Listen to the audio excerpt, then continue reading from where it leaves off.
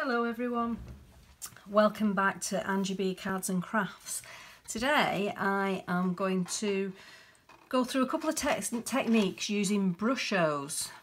Now these are something that still amaze me every time I use them, and I just think they're really good fun. This is a set which has got 12 different colours in it, and the colours come in a little pot like this. So Brushos are a powder.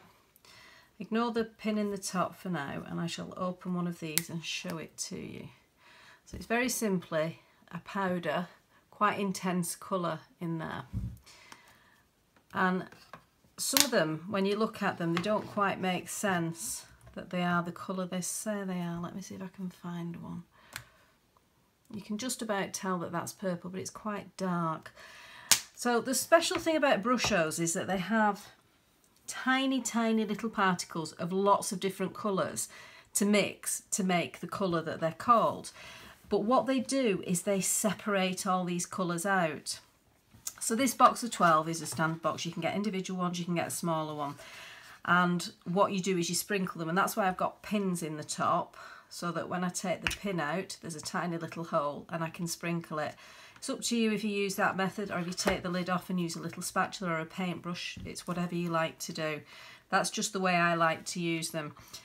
What I've got here are just some sample cards for myself for my own reference. And on the back of each one, I've written on what it is I've done, just so that I know when I want to create that particular technique, how I did it.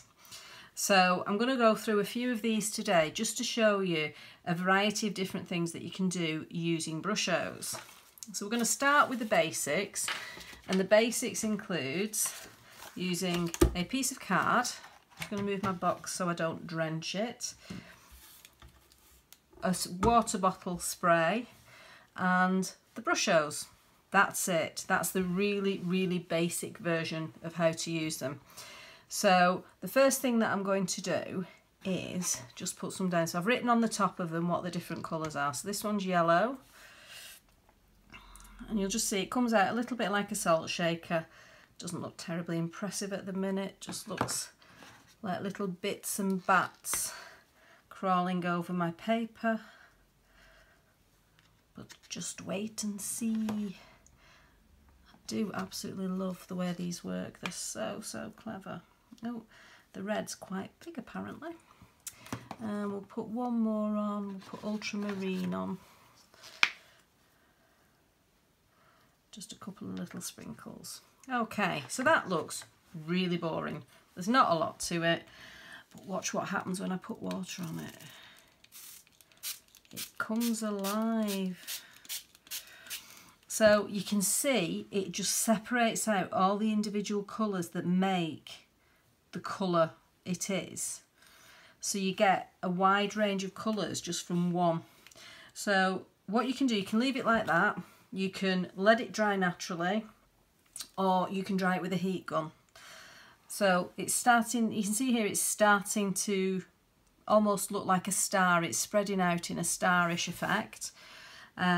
On other bits it's beginning to run, other bits you've just got little dots spreading out from the original thing. So the more water you add, the more movement you get. So you can see as soon as I put that on top, I'm getting more movement. It's running off my paper. If you do smaller sprays, you get less movement.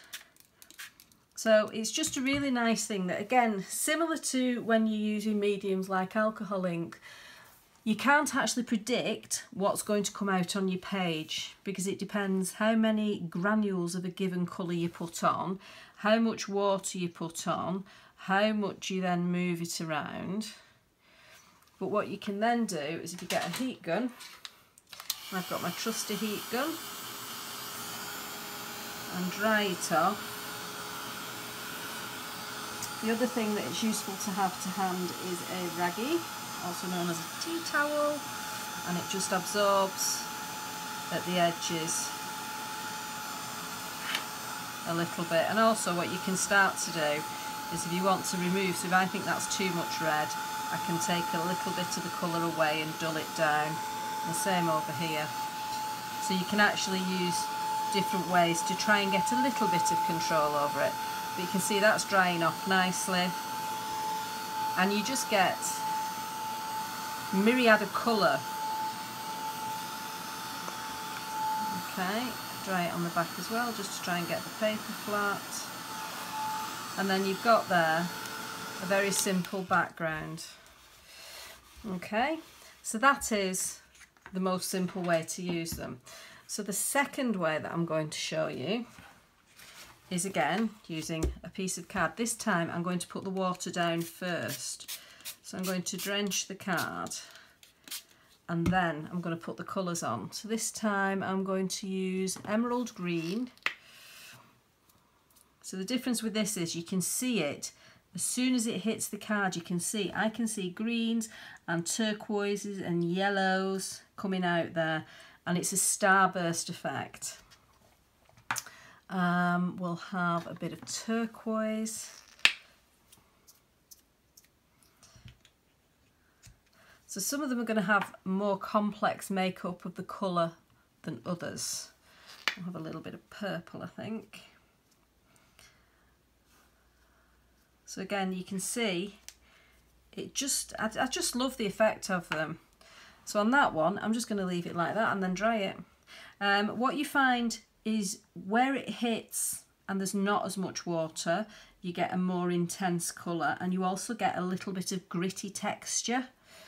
So if I just show you, I'll show you on this one. I don't know if you're able to see, but that one's quite gritty looking. So if I now spray it, it becomes less gritty and more spread out. There is still a little bit of grit in the middle. So again, another way that you can apply them, if I just show you, I'll just grab my paintbrush and we'll put some lemon on. So this is just an alternative way. So just take the pot off. This to me is a dangerous way. This is the way I used to apply them, and I was always fearful and still am fearful that I'm going to knock the pot over. But just put a tiny bit on the end and you can see you just then tap it. You tap it over something. The little bits fall off, or you can flick the end of it to get them off, and you can put on as much or as little as you like. So I'm just going to flick those ends, and then I can see there they're quite dry. Before I spray, I'm going to put my lid back on so that it doesn't get wet in the pot, and I'm going to spray where I've just put that lemon. So you can build up your colours. That's the other advantage with these, is you don't have to stop. If you look at it and think, actually, I'd like it to have more of a certain colour, then you can do that. And you can do that if I put this just to one side and bring back in the first one I did.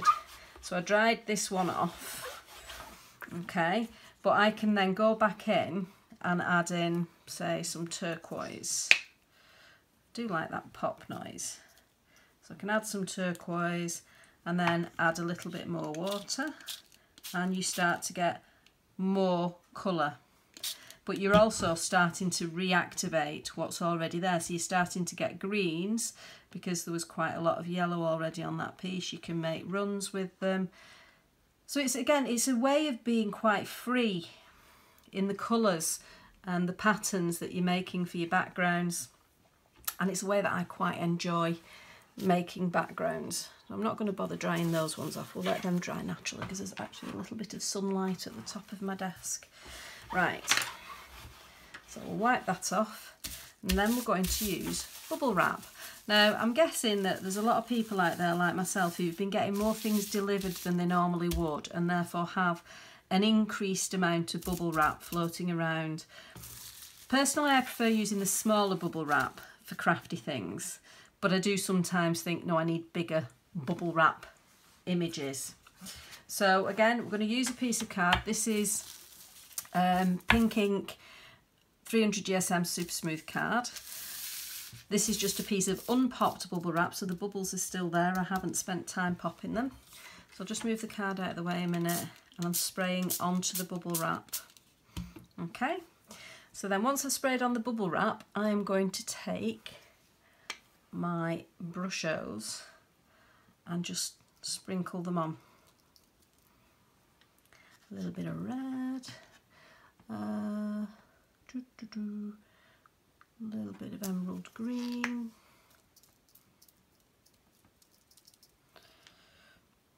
and I think we'll go for a yellow.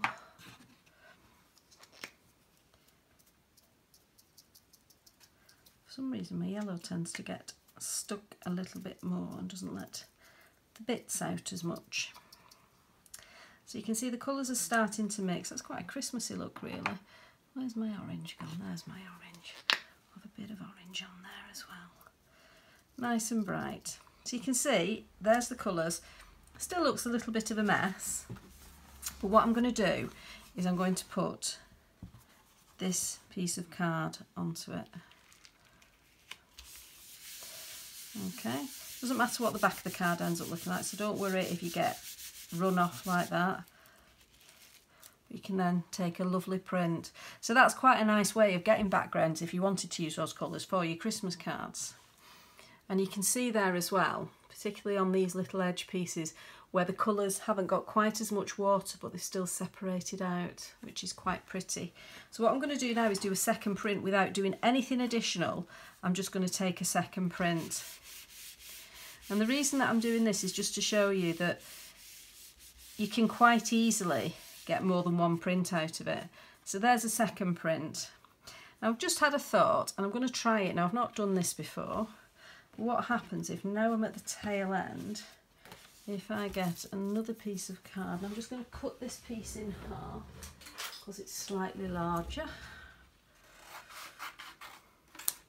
There we go. So I'm going to take this piece of card and I'm just going to tip this up onto the top and then start pressing down. So you're actually seeing what you're doing, but you're also encouraging any bits.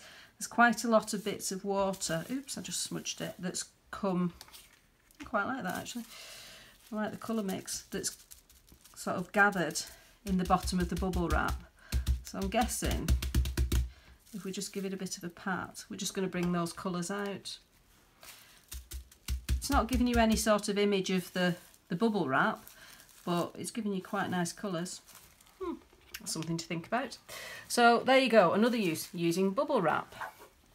So let me just remind myself what other ones I'm wanting to do. So, oh yes, this one's quite good. So this next one is, excuse the state of my palette, I use the same palette for everything. So this at the minute is stained with alcohol ink, which is why it looks a little bit of a mess. So on this one, I'm just going to spray a little bit of water in, and then I'm going to take my orange and lemon, and this, the other half of that piece of card, we'll put water in this one as well. I do love my spray bottle of water. Right, so for this one I am going to take the lid off and I'm just going to add a little bit of powder in, like so. So what's happening now is I'm actually making paint. So this is giving you watercolour paints, but you can make your own colours because you can mix and match the colours. So I'm going to start with the yellow. Take some of that powder off the edge. I was a bit messy with that. But you can see there you've got a lovely, lovely, oh, it's a beautiful yellow. And you can just use it as any normal watercolour.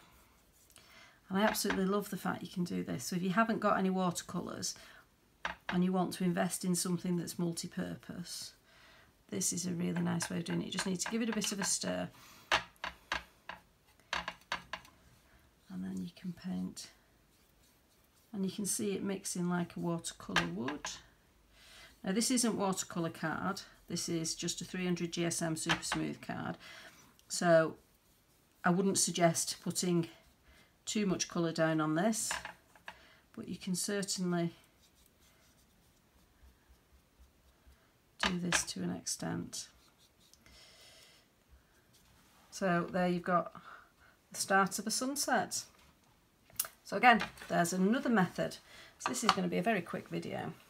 Now for cleaning my brush, if I don't happen to have a pot of water, which I very cleverly have forgotten to bring one through, just clean up my mat. And then I just squirt onto my brush and wipe it onto my raggy, and then give it another squirt and wipe it onto my raggy. It's quite just an easy way of getting your brush clean. I'd still clean them properly at the end of a session, but if you're just wanting to do an interim clean, you can.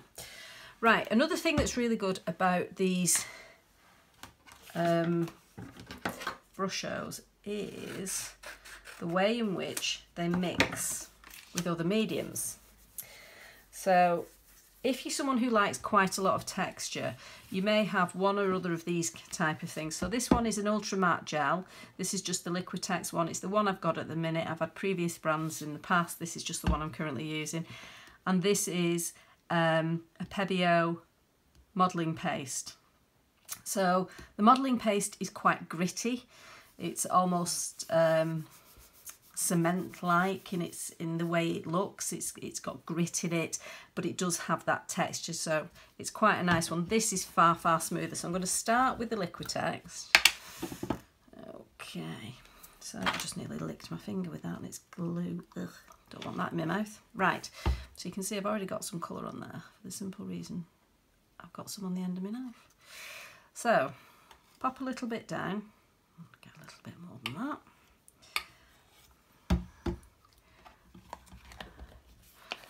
And what you can do with this is two things.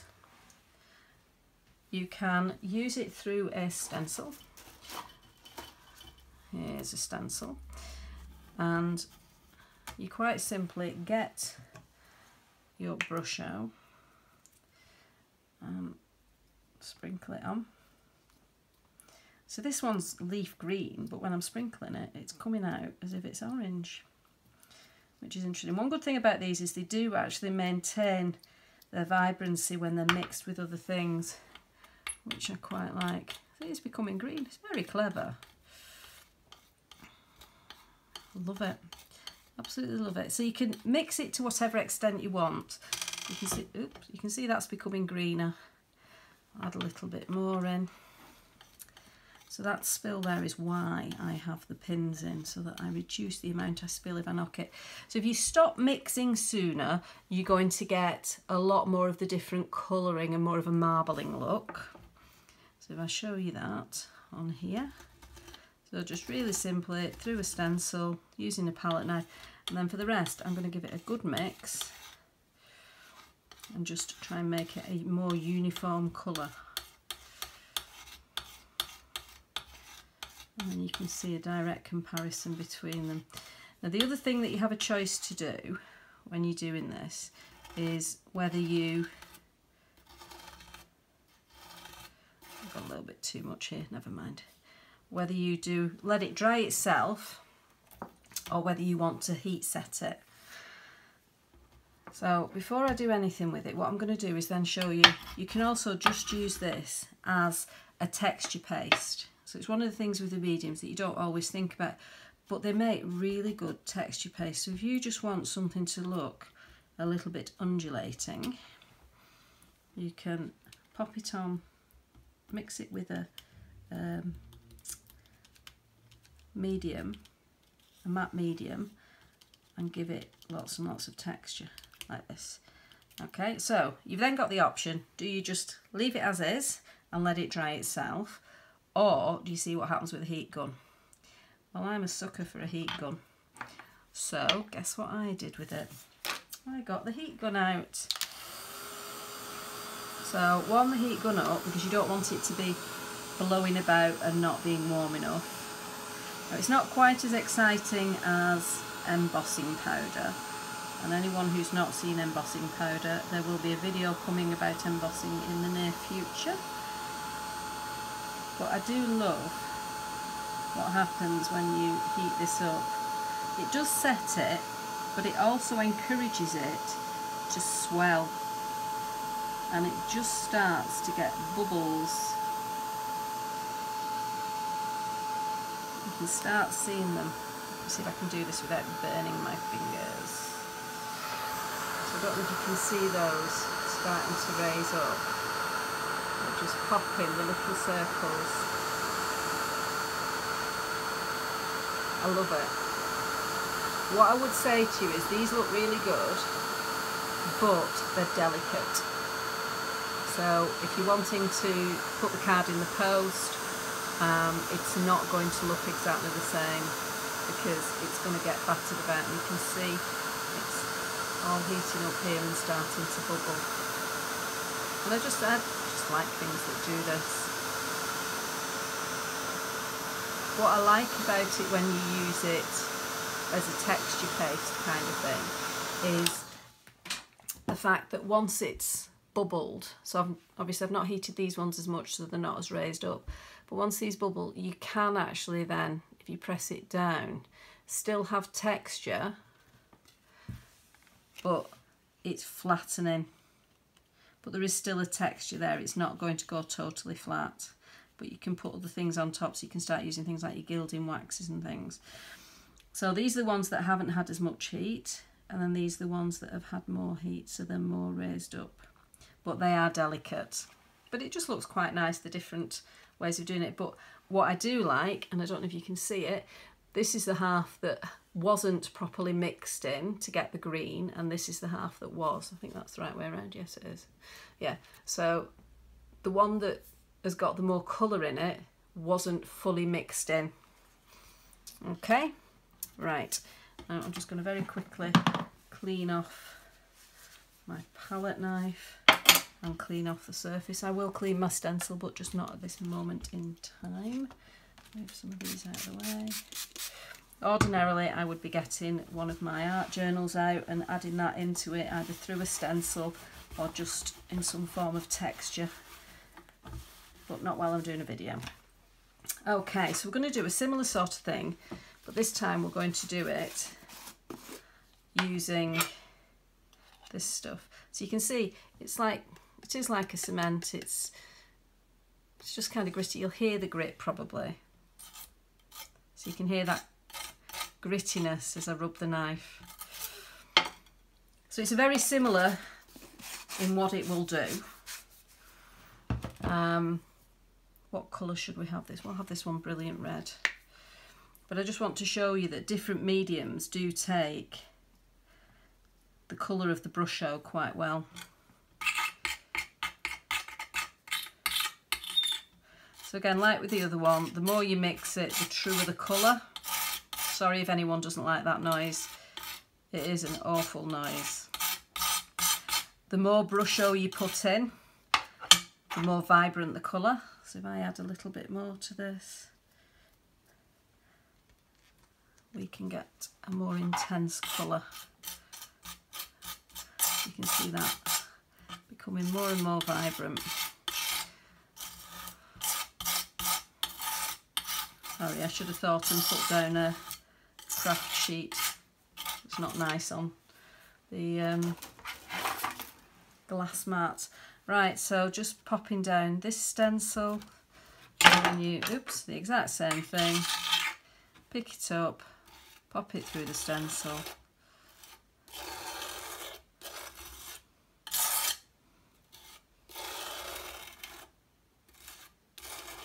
Now what's good about this one, and again it depends on what it is you're trying to achieve, but this one maintains its structure better when it's heated. So there's your image, and then we'll heat this one up.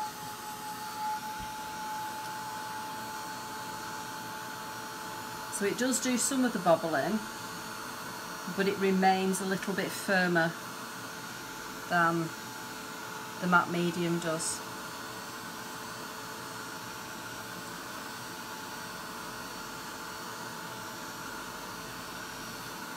And what I like about this is you can do this, get your texture, and then what I would say, even if you're drying it with a heat gun to get the worst of it off, is try and let it set a little while so it's fully set underneath, because what you're effectively doing with a heat gun is putting a skin over the top of it. So that's why you get those layers lifting up, because it's the skin lifting away from what's underneath. And you want to make sure that all the medium that's underneath the skin is thoroughly dry as well. So if you do it and then immediately start applying things like your gilding wax, then you're going to get a soggy patch where you put your finger through the skin and you end up with your finger covered in the medium. So just make sure you've given it a good chance to dry. What I'd be inclined to do is, before I add anything to something like that or like that, is let it dry overnight. It's excessive, you don't need to do that, but I have way too many times gone in and prodded at something and then gone, oh, that was still wet. This dries quicker than this stuff. So the, what's this one called? Can't remember. The modelling paste, that's it. So I've used this, you could see from the tub, that one's nearly all gone. I've used this quite a lot in journals, and it dries more thoroughly and quicker and gives you almost a sandy feel to it. Whereas this, although it's textured, the actual feel is a smoother feel. So you feel the texture, but the actual cover is smoother. Okay, so that is a few things that you can do with Brushos. So we just lay them out. We'll ignore this for now. So we've got those, got this. I know some of these haven't yet been dried. We're not worrying about that. But there's a few simple ways of using Brushos. And you can use them for your backgrounds. You can use them through any stencil. If you do a big sheet of a background, you can then chop it down, choose where you want to stamp on it. So if you did something like this on, say, an A4, you could then say, oh, I quite like the way that bit looks. That would look well under this particular stamp. So what you can do is stamp on top of it. Again, make sure that it is thoroughly dry before you start stamping, because if you start stamping on it and it's wet, it's just not going to, there's not going to be a good image. There's not going to be a good absorption of the stamping ink onto the paper, and you'll get smudges and you'll get bits missed and it'll all look a little bit messy. So make sure it's thoroughly dry. If you do anything that requires the paper to be well and truly soaked, as some of these methods do, again, I would say just leave it at least an hour before you start trying to do other things to it to prevent it from being ruined. You've put the effort into the background, you don't want to ruin it by then trying to add something else to it too early. So do a batch, leave it to one side, forget about it, and then work on it a little bit later or the next day. I hope that's been a useful introduction to Brushos. If you've got any questions, please feel free to drop a line in the comment box, or you can find me on Facebook at Angie B Cards and Craft, or on Instagram, it's just Angie B. And I hope you've enjoyed the video. Thanks for watching. Bye.